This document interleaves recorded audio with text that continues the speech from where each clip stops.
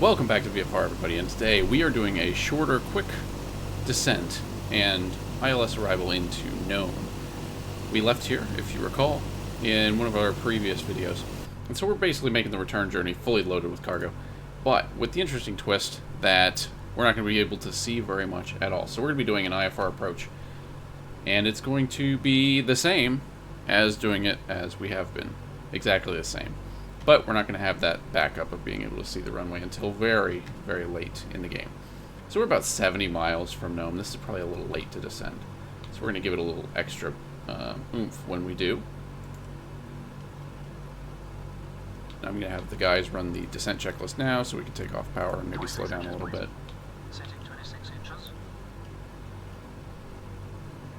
Might have lost track of the distance while I was setting up for this. So yeah, it's a cloudy day here in Alaska. And we're going to descend pretty aggressively while they run the descent checklist. Altimeters and flight instruments cross-checked. Seatbelt signs on. On. Engine blower is low. Low. Descent checks are complete. Okay, so they've run the descent checks. Now we're showing about 60 miles from our VR1. I forget what I have programmed in here. And so that's Uniform November Kilo. And we're going to go ahead and swap over, see if we can't pick up the ILS into Nome. Maybe. Double check the chart. We're looking for 108.7. And that's what I have here, so we're still a little ways out. We can keep an eye on the distance from UNK in Nav2, just so I know how close we're getting. As a backup, we've got it on the GPS too. So we're about 60 miles from Nome, PAUM, and we're about 60 miles from UNK.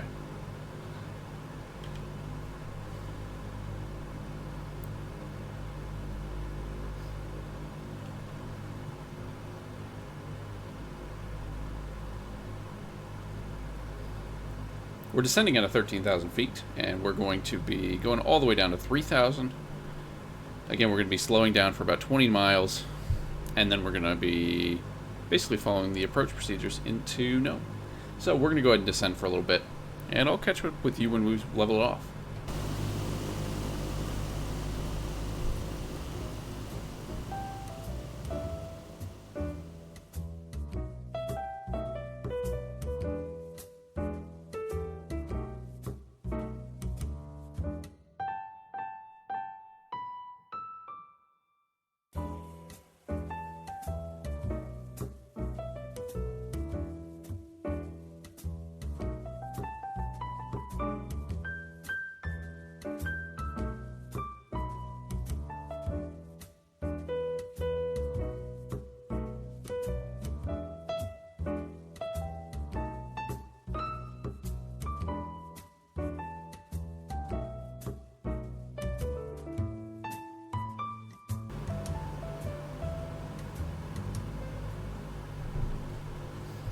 Alright, so we're now leveling off, or we're now descending through 3,200 gently to level it off. Looking at your altimeter in this conditions is particularly important, because obviously we can't see anything outside. So it's real soupy. And so we're just going to be very careful to get it down to 3,000. And then we're a little bit early. We've got 39 miles to Nome, which is good. So we've got about 20 miles to slow down. And then about 20 miles to pick up the ILS. We really need 13, I believe, is when we begin our descent from 3,000 feet. So we're leveled off here at 3,000, and we can look outside and plan our approach. Let me pull up the ILS approach.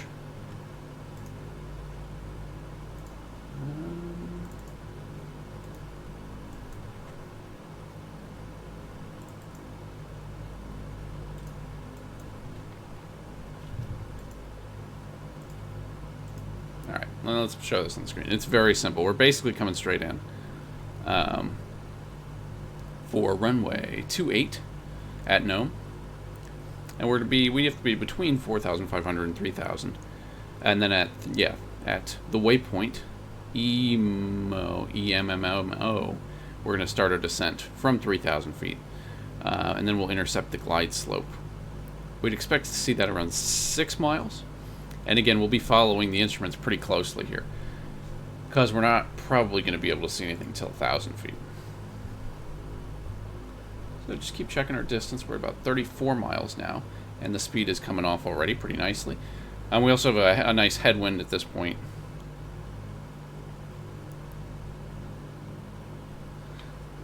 I believe, if I programmed it that way.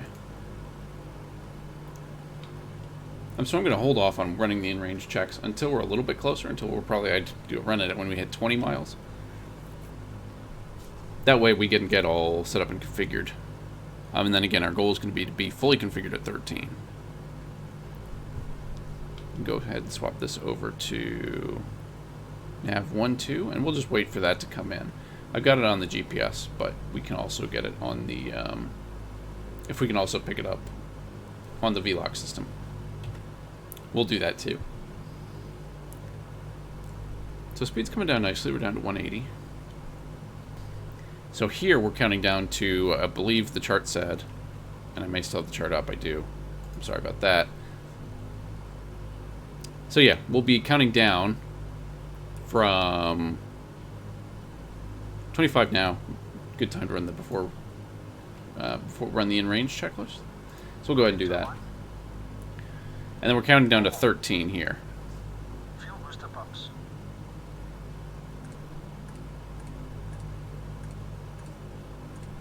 On low. Fuel tank selectors. Mains on, crossfeed off. Hydraulic bypass valve. Down.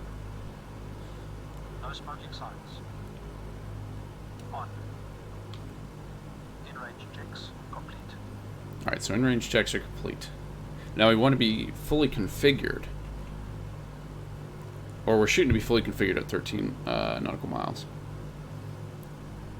At that point we'll begin descending, and then we can follow the chart to basically tell us how high we should be at each waypoint and double check ourselves against that.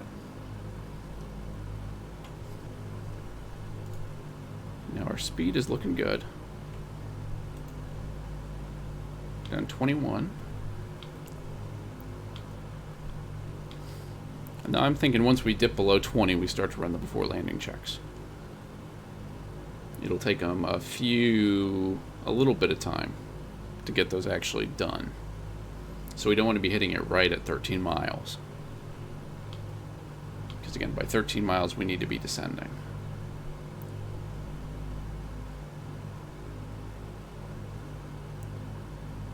Alright, let's get it ready. Setting flaps 20. So we're going to go to flaps 20. And it's going to be our throttle here soon, so let me knock it out. And if you notice here, my engine 4 is all out of whack. It's been acting up the whole flight. We've been it's been running hot. It isn't anymore, but we've got low oil pressure. Mixture set. Gear up and down, please. Gear up and down.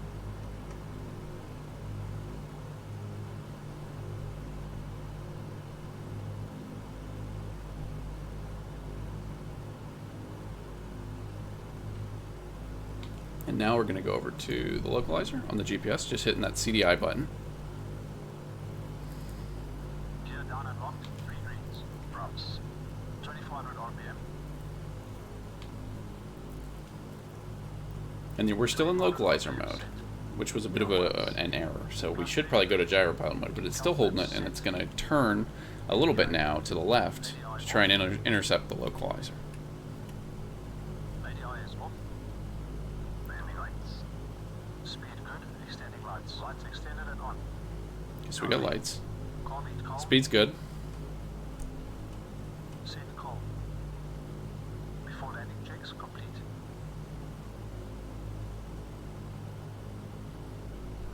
We're down to 16 nautical miles.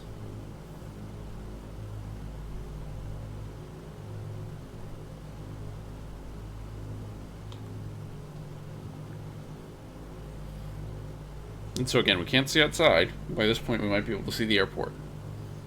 But we're not, we can't see it, so we can't rely on that. But you see, we're lining up laterally now. And the gyro pilot should catch this and bring us back to the right. And then once we tick down to 13 miles from the localizer, we're going to start our descent. Now I am losing speed. Speed's very low. Just keep an eye on that.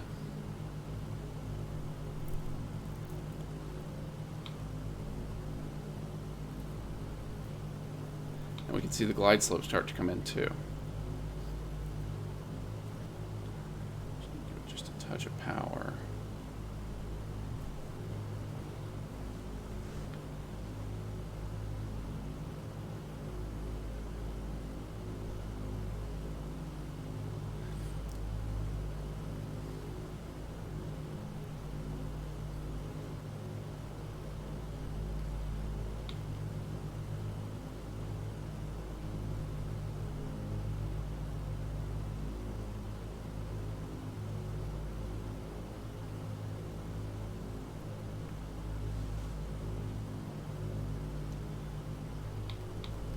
Alright, we're coming up on 13, so I'm going to go ahead and take altitude control off. This should start to let us descend. We'll add in a bit of gyro pilot.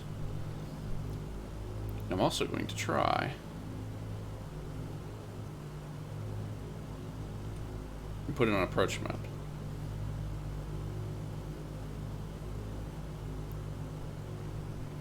We are still below the glide slope, as we can see here.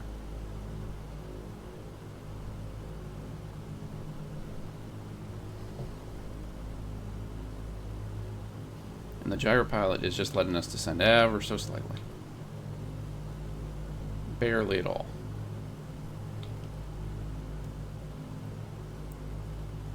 And so right now the gyro pilot's still flying the plane. It's letting the glide slope catch up to us. And then once it does, I'm going to go ahead and go flaps 20 or flaps 30.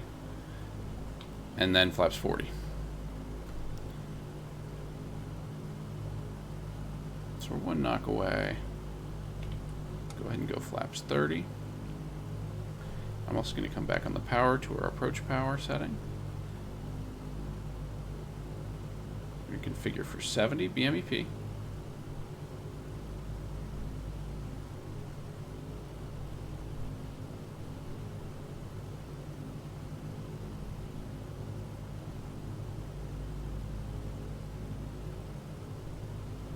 And I'm really keeping an eye on the speed, because that's getting pretty low. I'm going to go back up. I'm going to chicken out a little bit and come up to 90, just to keep us moving forward.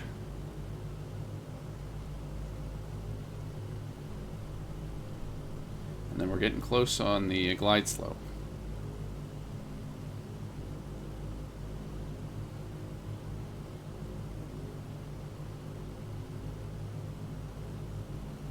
Just to double check, we're 9 miles from the airport.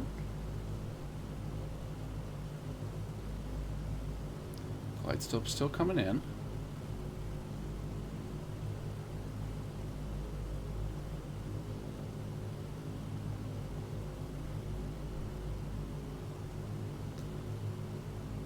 And I'm basically hovering over the flaps 40 key right now. Go back to 100 BMEP, because it looks like we're falling behind just a little bit.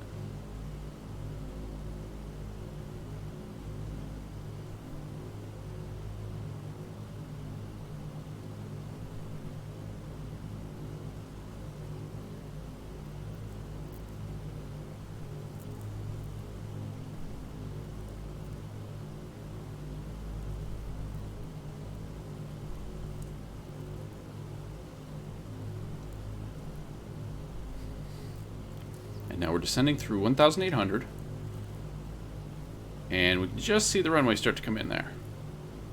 So you can see we're a little to the left, just a little below the glide slope, but pretty good. I'm going to go ahead and go flaps 40.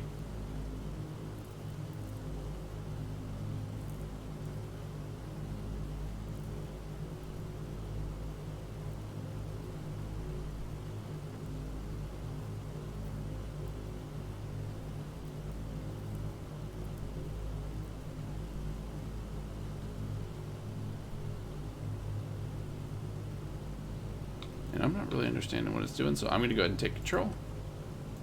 My aircraft. I did turn off the warning. Ooh, and that's requiring a lot of turn back to the left. So I'm going to bring the nose down and go.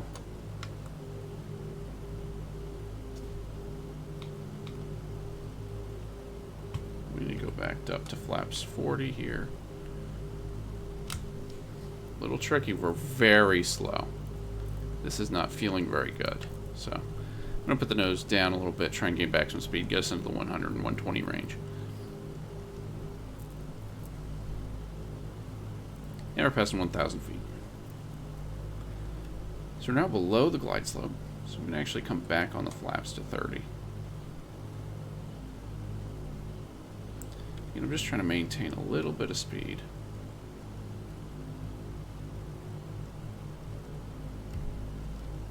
And I am messing with the power a little bit.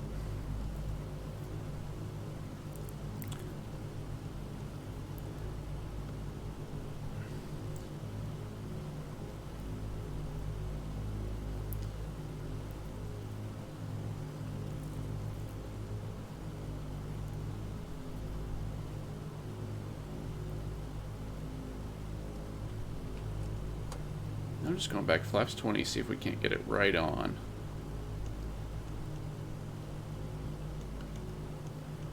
Speed's feeling better, airplane's handling better.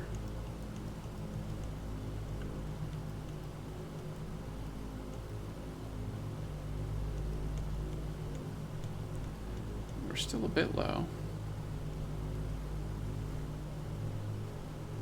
I'm going to come back on the power now. We're going to go flaps 30, flaps 40, we're going to go full flaps. See, now I'm feeling very fast right now. I'm a little bit off to the left. Bring back to 70 BMEP. See, now we're blowing through the glide slope. Just keep it down. And then configure your view. So that you can ideally see everything and the reversers. And here we come.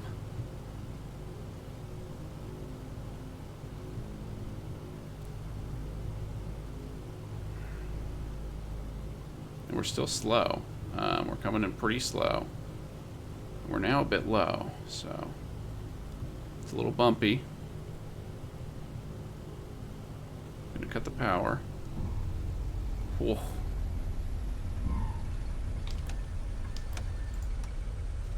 Get the reversers armed. Keep the nose wheel down.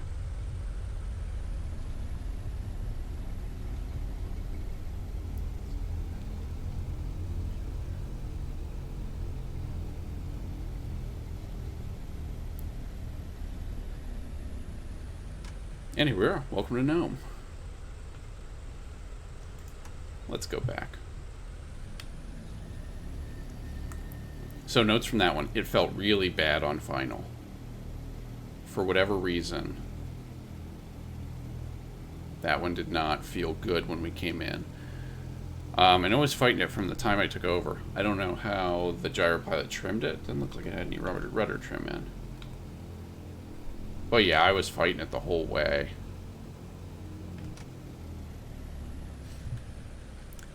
So that needs a little bit more experimentation to fully understand what it's doing and how it's working. Would it have taken us down to the runway? Maybe.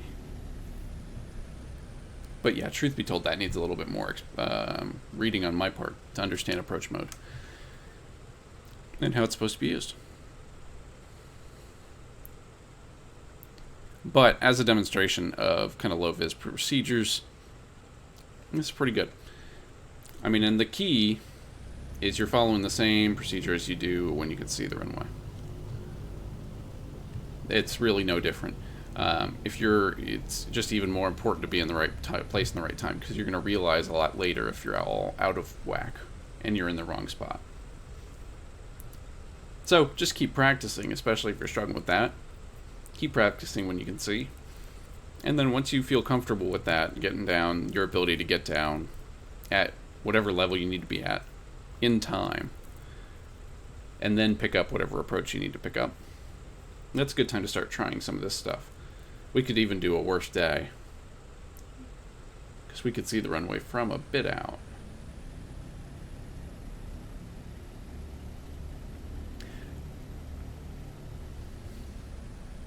And we got a little blocker car going. So that pretty much does it for this episode. Welcome back to Nome.